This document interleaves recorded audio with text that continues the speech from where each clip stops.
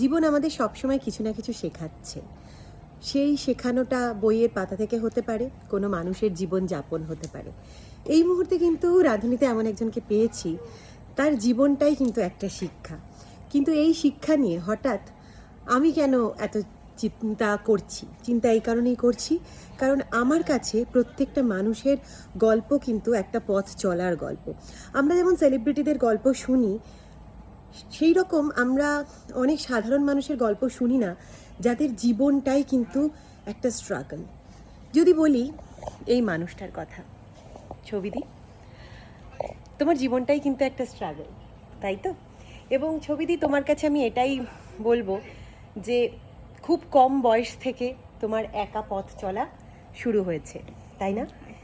এবং শুধু তাই নয়, জীবনে যদি আমরা একা থাকি সে চলা একরকম, কিন্তু সঙ্গে যদি একটা কচি ফুটফুটে সন্তান থাকে সে চলা হয়ে যায় অনেক কঠিন, তাই নয় কি? কঠিন, কিন্তু আবার মেনে নিয়ে এগিয়ে যাওয়াটার নামই জীবন। এবং যদি সেটাও হয়, ছবিদি, তোমার বাড়ি হচ্ছে বর্ধমানে, পশ্চিম বর্ধমানের রূপনারায়ণপুরে। পশ্চিম বর্ধমানের রূপনারায়ণপুরে যে তোমার একেবারে নদীর কাছাকাছি বাড়ি। হ্যাঁ, অজয় নদী আছে আমাদের ওখানে। নদী যেমন জীবনে বয়ে যায়, সেরকম তোমার জীবনটাও কিন্তু বয়ে যাচ্ছে, তাই তো?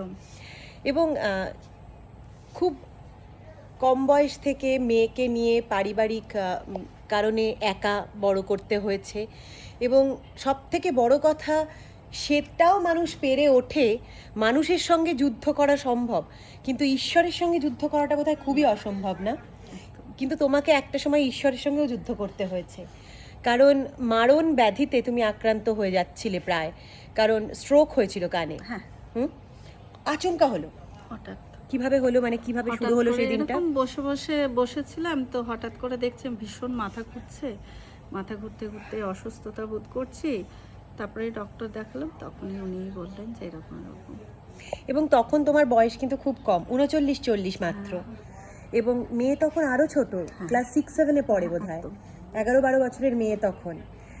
মেয়েকে মানে নিজের অসুস্থতার থেকেও তোমার বড় বোধহয় চিন্তা হলো মেয়েকে কিভাবে কি করবে। মেয়ে আমার সাথে থাকতে থাকতে এবং সবকিছু দেখতে দেখতে ও যেন সময়ের সাথে সাথে অনেকটা এগিয়ে গেছে বা বড় হয়ে গেছে বলা যেতে পারে। এবং সেই অসুস্থতা, প্রত্যেক দিনের সেই স্ট্রাগল, সব কিছু সামলে তুমি আবার ফিরে এলে। কিভাবে ফিরে এলে সেই গল্পটা যদি শুনি। ট্রিটমেন্ট চললো বেশ কিছুদিন, আমি অসুস্থতার কারণে কিছু করতে পারিনি। তারপরে আবার ট্রিটমেন্ট চলাকালীন অনেক কিছু করে টোরে তারপরে আমি আবার কাজে ফিরলাম। এবং তারপর 2023-এ তুমি চলে এলে। 23 থেকে তুমি পুরো অ্যাক্টিভ, না 22 থেকে? না, তার আগে থেকে অ্যাক্টিভ। 17 তো হয়েছিল, 19-20 থেকে আমি অ্যাক্টিভ হয়ে গেছি। তারপর আবার কোভিড তো রাস্তার জীবন খানিক বন্ধ করে দিল। কোভিডের সময় রোজগার পাতি সবই তো প্রায় বন্ধ হওয়ার মুখে। দুবার কোভিডও হয়েছিল। দুবার কোভিডও হয়েছে। কোভিডও দুবার হয়েছিল। তারপরে এইভাবে এগিয়ে চলেছে আর কি। কিন্তু এগিয়ে চলতে চলতে এখন কিন্তু তুমি একটা দৃষ্টান্ত, কারণ তুমি একটা ক্লাউড কিচেনের মালিক। তুমি নিজে কিন্তু ব্যবসা শুরু করেছো এবং হাল ধরেছো, এবং জীবনে এখন সেখান থেকে আর্নিং করছো, বিভিন্ন কুকিং কম্পিটিশনে যাচ্ছ। তোমার মা খুব ভালো রান্না করতেন, তাই না? মা খুব ভালো রান্না করতেন। তার মানে মায়ের শেখানো পথে আর সমস্ত গুণকে পিছনে ফেলে ঘর কন্যার যে গুণটা, রান্নার যে গুণ, সেটাই কিন্তু তুমি নিয়ে জীবনে চলতে শুরু করে দিলে। তাহলে তোমার গল্পও তো কিছুটা বেলাদের মতন হয়ে গেল, তাই না? আমরা কিছুদিন আগে বেলাদের সিনেমা দেখেছি। ওনার তো ছোটবেলা থেকেই রান্না পড়েই আমরা বড় হয়েছি।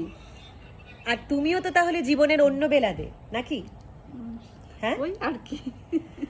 যারা তোমার মতন ঘরে বিভিন্ন রকম সমস্যার মুখোমুখি, শারীরিকভাবে বিভিন্ন সমস্যা তাদেরকে জয় করতে হয়েছে, তারা রান্না নিয়ে এগিয়ে যেতে চায়, জীবন যুদ্ধের আরও অনেক বেলাদেদেরকে তুমি কি বলবে, বা অনেক রাঁধুনিদেরকে তুমি কি বলবে? থেমে থাকা